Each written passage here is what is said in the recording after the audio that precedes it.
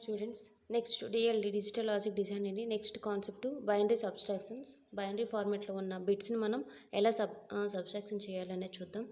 So first before that 1 bit నుండి మనం subtraction తెలుసుకుందాం. ఆఫ్టర్ దట్ కమింగ్ ఎగ్జాంపుల్స్ చూద్దాం.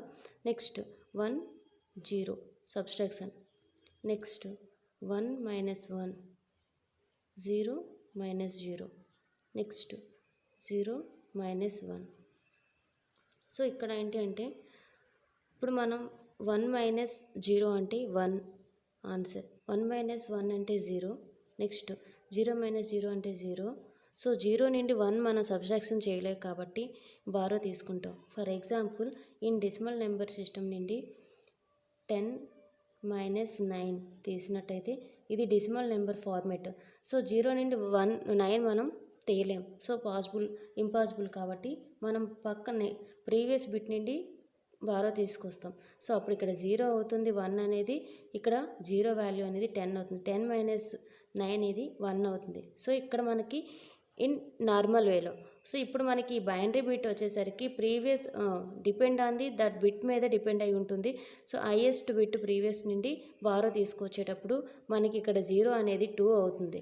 ఓకే, సో ఎందుకంటే డెసిమల్ నెంబర్ సిస్టమ్ కాబట్టి ఇక్కడ డెసిమల్ నెంబర్ సిస్టమ్ 10 కాబట్టి 10 వస్తుంది. ఇది బైనరీ నెంబర్ ఫార్మేట్ కాబట్టి బేస్ 2 కాబట్టి ఇక్కడ 2 వస్తుంది బారో.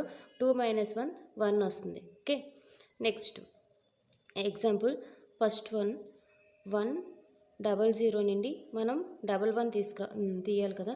సో ఇక్కడ 3 బిట్స్ ఇవి ఉన్నాయి, 2 బిట్స్ ఉన్నాయి. సో ఇక్కడ 0 యాడ్ చేస్తాం. 0 - 1, సో ఇక్కడ ఇంపాసిబుల్ కాబట్టి బారో తీసుకుంటాం. సో ఇక్కడ కూడా 0 ఉంది కాబట్టి నెక్స్ట్ నుండి బారో తీసుకుంటే ఇది 0 అవుతుంది. ఈ 1 అనేది నెక్స్ట్ బిట్కి క్యారీ అవుతుంది. సో మనకి 8421, సో 8421 కోడ్ నుండి ఇక్కడ మనకి వాల్యూ అంటే 10 అంటే 2 వాల్యూ. ఓకే, 10 అంటే 2 వాల్యూ. సో ఈ 10 అంటే 2. సో ఈ 2 అనేది ఇక్కడ మళ్ళీ అగైన్ బారో అయితే ఇక్కడ 1 వస్తుంది, నెక్స్ట్ ఇక్కడ 2 అవుతుంది. ఓకే, 10 అంటే 2, 2 - 1 1, ఇక్కడ 1 ఉంది కాబట్టి 1 - 1 0, ఇక్కడ 0. సో ఇక్కడ మనకి ఇచ్చిన వాల్యూ ఏంటి 1000 అంటే 1000 అంటే 4 కదా. నెక్స్ట్ 3 వాల్యూ వచ్చేసరికి 011 అంటే 4, ఈ వాల్యూ వచ్చేసరికి 3. సో రిజల్ట్ వచ్చేసరికి 1. 4 - 3 1, ఇక్కడ మనకి సరిపోయింది కదా. నెక్స్ట్ ఎనదర్ ఎగ్జాంపుల్ తీసుకుందాం. Second example. సో